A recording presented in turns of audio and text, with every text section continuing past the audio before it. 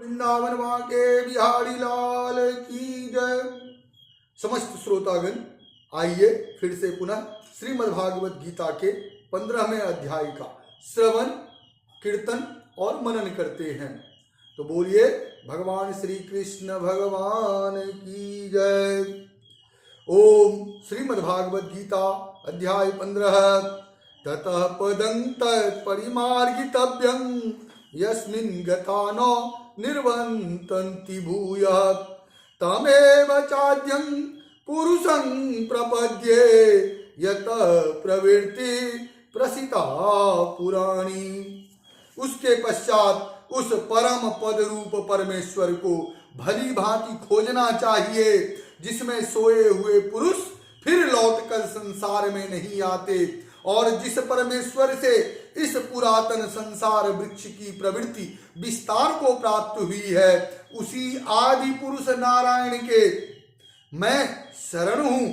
इस प्रकार दृढ़ निश्चय करके उस परमेश्वर का मनन और निधि ध्यासन करना चाहिए।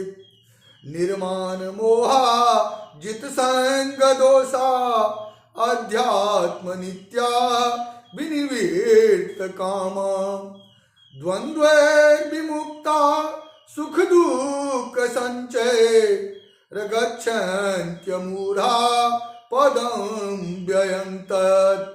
जिनका मान और मोह नष्ट हो गया है, जिन्होंने आसक्ति रूप दोष को जीत लिया है, जिनकी परमात्मा के स्वरूप में नित्य स्थिति है और जिनकी कामनाएं पूर्ण रूप से नष्ट हो गई है, वे सुख दुख नामक द्वंद्वों से विमुक्त ज्ञानोजन उस अविनाशी परम पद को प्राप्त होते हैं। नो तद्भाष्यते सूर्यो नो शशांको न पावकः यद्वत्तां नो निर्वतन्ते यद्धाम परमं मम। जिस परम पद को प्राप्त होकर मनुष्य लौटकर संसार में नहीं आते, उस स्वयं प्रकाश परमात्मा को न सूर्य प्रकाशित कर सकता है, न चंद्रमा और न अग्नि ही वह मेरा परम धाम है। ममैवांशो जीवलोके जीवभूतः सनातनः मनः खष्ठानि इंद्रियाणि प्रकृत्यस्थानि कर्षते। इस देह में यह जीवात्मा मेरा ही सनातन अंश है। जैसे विभाग रहित स्थित हुआ भी महाआकाश घंटों में पृथक पृथक की भांति प्रतीत होता है, वैसे ही सब भूतों में एक ही रूप से स्थित हुआ भी परमात्मा पृथक पृथक की भांति प्रतीत होता है। इसी से देह में स्थित जीवात्मा की भगवान ने अपना सनातन अंश कहा है।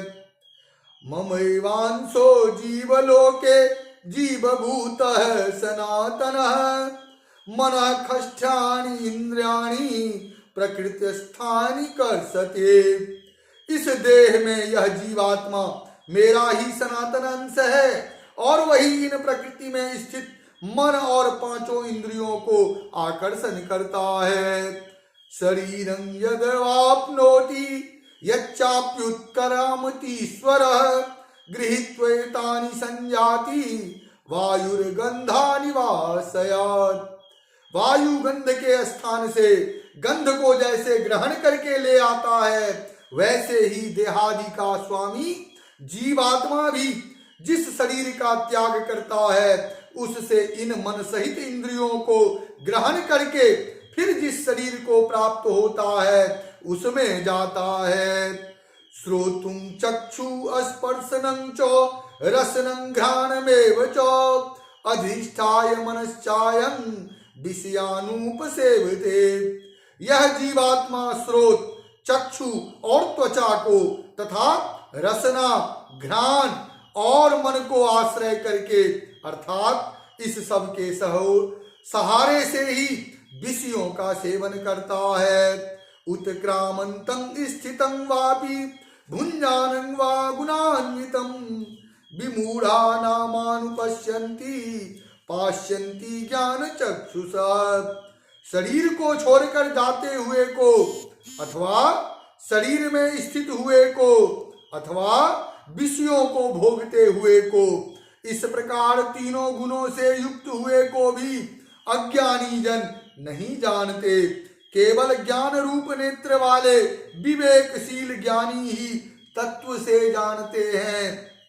यतन्तो योगिनश्चैनं पश्यन्त्यात्मन्यवस्थितं यतन्तोऽप्यकृतात्मानो नैनं पश्यन्त्य चेतसः। यत्न करने वाले योगी जन भी अपने हृदय में स्थित इस आत्मा को तत्व से जानते हैं, किंतु जिन्होंने अपने अंतःकरण को शुद्ध नहीं किया है, ऐसे अज्ञानी जन तो यत्न करते रहने पर भी इस आत्मा को नहीं जानते। बोल वृंदावन मां के बिहारी लाल की जय।